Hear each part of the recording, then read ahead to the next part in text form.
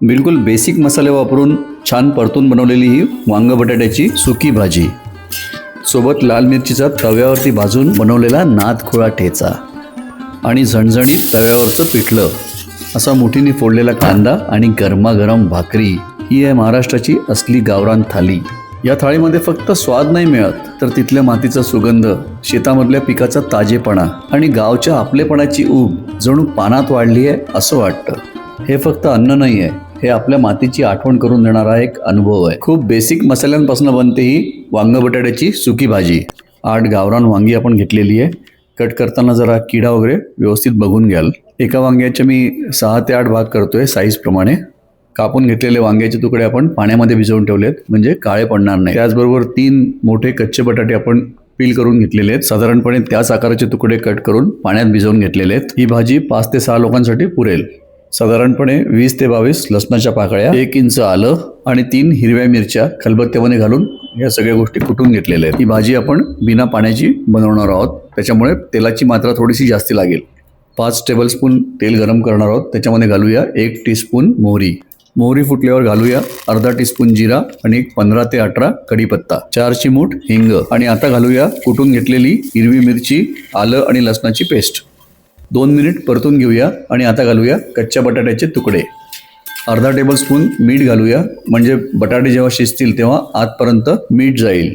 बटाट्याच्या कम्पेअर्ड वांगी लवकर शिजतात, म्हणून 60 ते 70% बटाटे आपण आधीच शिजवून घेतोय. नंतर आपण वांग्याचे पीसेस टाकणार आहोत. बटाटे अर्धवट शिजलेले आहेत. आता वांग्याचे तुकडे घालूया. 2 मिनिट परतून घेतलेले आहे. त्यानंतर घालूया 1 टेबलस्पून धणेपूड, अर्धा टेबलस्पून हळद, 1 टेबलस्पून तिखट लाल मिरची पावडर, 1.5 टेबलस्पून गोडा मसाला किंवा काळा मसाला. गोडा मसाल्याची रेसिपी मी ऑलरेडी शेअर केली होती, त्याची लिंक मी डिस्क्रिप्शन बॉक्समध्ये देतोय. आणि 4 टेबलस्पून भाजलेल्या शेंगदाण्यांचा कूट. गोडा मसाला किंवा काळा मसाला नसेल तर 1 टेबलस्पून आपण गरम मसाला वापरू शकतो. अर्धा टेबलस्पून मीठ मी आणखीन घातलेलं आहे. 2 ते 3 मिनिट याला व्यवस्थित परतून घेऊया. मसाल्यांचा सुगंध आला पाहिजे. थोडी चिरलेली कोथिंबीर घालूया. भाजीला असं सेंटरमध्ये एकत्र करायचं आहे आणि वर झाकण घालूया. झाकणावरती थोडं पाणी ओतूया. भाजीमध्ये वेगळं पाणी टाकायची आवश्यकता नसणार आहे. आपण भाजीला वाफेवरती शिजवणार आहोत. या पद्धतीने भाजी खूपच टेस्टी बनते. 5-7 मिनिटानंतर एकदा झाकण काढून भाजी मधून हलवून घेणार आहोत. भाजी लागणार नाही याची काळजी घेऊया. परत झाकण ठेवून 7-8 मिनिटासाठी भाजी शिजवून घ्यायची आहे. हे बघा, भाजी आता व्यवस्थित शिजलेली आहे. आता गॅस बंद करून अर्ध्या लिंबाचा रस वरती पिळून घेऊया. थोडं मीठ कमी होतं म्हणून थोडंसं मीठ मी आणखीन घातलेलं आहे. हे बघा, बटाटा पण व्यवस्थित शिजलेला आहे. बस भाजीवरती आता झाकण ठेवून आपण बाजूला ठेवून देऊया. आणि आता बनवूया लाल सुक्या मिरचीचा ठेचा. 2 टेबलस्पून तेल तव्यावरती गरम करूया. साधारणपणे 25 लसणाच्या पाकळ्या या गरम तेलामध्ये घालूया. 3 टेबलस्पून शेंगदाणे पण घालूया. 2 मिनटं परतून घेऊया. शेंगदाणे आणि लसूण व्यवस्थित फ्राय झाले पाहिजेत. 7 ते 8 बेडगी मिरच्या मी इथे तोडून घातलेल्या आहेत. जी पण घरी लाल सुकी मिरची अवेलेबल असेल ती आपण वापरू शकतो. 1 टीस्पून जिरे घालूया. 1 टीस्पून अख्खे धणे, 3/4 टीस्पून मीठ आणि थोडी ताजी कोथिंबीर. 2 मिनटं या सगळ्या गोष्टी छान परतून घेऊया. आता हे मिश्रण एका प्लेटमध्ये काढून थंड करून घेऊया. आता खलबत्त्यामध्ये घालून पाणी न घालता याला व्यवस्थित कुटून घेऊया. खलबत्त्यामध्ये हा ठेचा खूपच टेस्टी बनतो, पण नसेल तर आपण मिक्सरच्या भांड्यामध्ये पण करू शकतो. याला व्यवस्थित कुटून घेतो आणि याला असं भरडच ठेवायचं आहे, खूप असं बारीक नाही करायचं आहे. हे बघा, असा आहे हा लाल मिरचीचा ठेचा. बिलकुल देशी, बिलकुल गावरान. वरती थोडं कच्च्या घाणीचं शेंगदाण्याचं तेल घालायचं आणि भाकरीसोबत खायचं. काय मजा येते सांगू. आता बनवूया तव्यावरचं पिठलं. 1.5 टेबलस्पून तेल गरम करून घेतले तव्यावरती. आता घालूया अर्धा टीस्पून मोहरी. मोहरी फुटल्यानंतर अर्धा टीस्पून जिरे, 10 ते 12 कढीपत्ता आणि अर्धा चिरलेला कांदा, 1 टीस्पून क्रश करून घेतलेलं लसूण. याला व्यवस्थित परतून घ्यायचं आहे 2 मिनटासाठी. आता घालूया अर्धा टीस्पून हळद आणि 1 टीस्पून तिखट लाल मिरची पावडर. हे एक अर्ध्या मिनटासाठी परतून घ्यायचं आहे तव्यावरती, जळायला नको. थोडं थोडं करत साधारणपणे 2 कप पाणी मी आता तव्यावरती घालतो. हा तवा थोडा मोठा आहे, पण जो पण तवा अवेलेबल असेल त्या साईजप्रमाणे तुम्ही पाणी घालू शकता.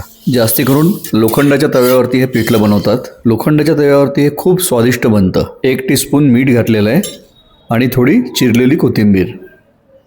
आणि आता एकीकडे थोडं थोडं करत बेसन भुरभुरत राहायचं आहे आणि दुसरीकडे याला हलवत राहायचं आहे. अशा पद्धतीने साधारणपणे 3/4 कप बेसन आपण याच्यामध्ये वापरलेलं आहे. आता हे पिठलं शिजवण्याची पद्धत पण अशीच आहे. थोडं थोडं करत बेसन घालत जायचं आहे आणि याला अशा पद्धतीने हलवत राहायचं आहे. जेव्हा जास्ती घट्ट होईल तेव्हा थोडं पाणी पण याच्यामध्ये ऍड करायचं आहे, कारण तव्यावरती पिठलं शिजवताना लगेच ते आटतं. त्यामुळे थोडं थोडं पाणी पण आपल्याला वरती घालायचं आहे. याला असं कंटिन्यूस हलवत राहायचं आहे. थोड्या थोड्या गुठळ्या जरी झाल्या तरी काही प्रॉब्लेम नाही आहे, नंतर त्या सुटतात आणि थोड्या राहिल्या तरी त्या शिजतात व्यवस्थित, काही प्रॉब्लेम नाही आहे. एक 10 ते 12 मिनिटं मी याला व्यवस्थित शिजवून घेतलेलं आहे. बेसन कच्चं नको राहायला याची काळजी घ्यायची आहे. हा बघा याचा रंग. लोखंडाच्या तव्यामुळे पिठलं थोडंसं गडद बनतं, पण हे असंच असायला हवं. या पिठल्याची जी चव असते ना, इतकी भारी असते, इतकी चमचमीत आणि झणझणीत असते. ही बघा याची कन्सिस्टन्सी. माझ्या तोंडाला तर आत्तापासूनच पाणी सुटलेलं आहे ना, एकदम जबरदस्त. याच्यानंतर बनवून घेतली गरमागरम ज्वारीची भाकरी.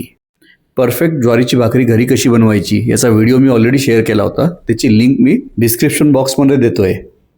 कांद्याला अशा पद्धतीने हाताने फोडून घेतलेलं आहे. भाजी, पिठलं, भाकरी, ठेचा सगळं रेडी आहे. चला आता या सगळ्या गोष्टी गरमागरम वाढूया.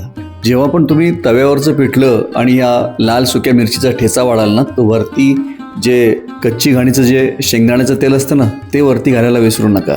यामुळे यांचा स्वाद दुपटीने वाढतो. आहा, हे कच्ची घाणीचं तेल याच्यावरती आणि थोडं तेल या लाल मिरचीच्या ठेच्यावरती. बनवायला अतिशय सोपी, पण खाताना इतकी स्वादिष्ट. हीच आहे या थाळीची खासियत. प्रत्येक घास खाताना असा स्वाद मिळेल की तुम्हाला सरळ गावाचीच आठवण होईल. आय होप हा व्हिडिओ तुम्हाला आवडला असेल.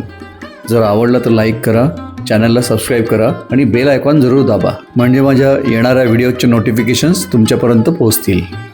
व्हिडिओ पूर्ण बघितल्याबद्दल तुमचे खूप खूप धन्यवाद. जय हिंद, जय महाराष्ट्र, वंदे मातरम, भारत माता की जय.